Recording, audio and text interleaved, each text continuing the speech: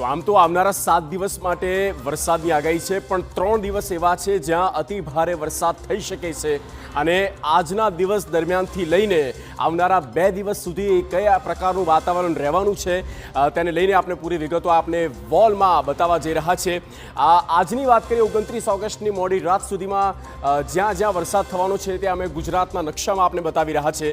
તે આપ જોઈ શકો છો જ્યાં રેડ એલર્ટ અપાયું છે અને એ જે જિલ્લા છે તેમાં નવસારી છે, તાપી છે, સુરત છે।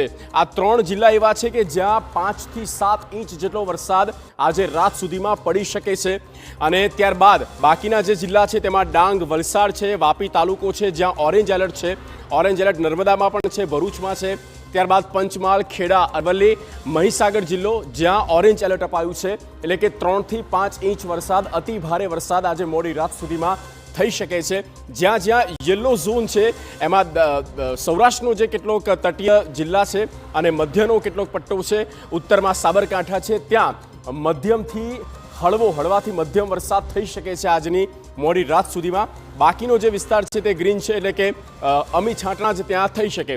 ત્યારબાદ 30 ઓગસ્ટની વાત કરીએ તો જુઓ, આવતીકાલે ભારે વરસાદની, ભારેથી અતિ ભારે વરસાદની ક્યાંય આગાહી નથી, પણ યલો એલર્ટ જ્યાં જ્યાં અપાયું છે એ આખો દક્ષિણ ગુજરાત છે અને દક્ષિણ ગુજરાતથી તમે ઉપર આવો તો મધ્ય ગુજરાતનો પણ એ વિસ્તાર સમાવેશ થાય છે અને ઉત્તરમાં અરવલ્લી અને સાથે સાબરકાંઠા જ્યાં અતિ ભારે યલો એલર્ટ એ જ સૂચવે છે મધ્યમથી મધ્યમ વરસાદ થઈ શકે છે। 31 ઓગસ્ટની પરમ દિવસની વાત કરીએ તો આ જ પ્રકારનું ફોરકાસ્ટ દેખાઈ રહ્યું છે। વડોદરા અને આણંદ તેમાંથી નીકળી ગયું છે, એટલે કે મધ્યમ વરસાદ છે તો એ દક્ષિણ ગુજરાતમાં છે અને ઉત્તર ગુજરાતમાં સાબરકાંઠા સુધી 31 ઓગસ્ટ એટલે કે પરમ દિવસે દેખાઈ રહ્યું છે। તો ક્યાંક ભારે છે, ક્યાંક અતિ ભારે છે, તો ક્યાંક મધ્યમ વરસાદની આગાહી આપવામાં આવી છે, પણ આજની રાત દક્ષિણ ગુજરાતમાં ભારેથી અતિ ભારે વરસાદ વરસી શકે છે તે પ્રકારની આગાહી આપવામાં આવી છે। ગુજરાતમાં આમ તો વરસાદ ખૂબ જ સારો રહ્યો છે, નોંધપાત્ર વરસાદ થયો છે, ખેડૂતો માટે ખૂબ જ સારી બાબત કહી શકાય, સિંચાઈ માટે।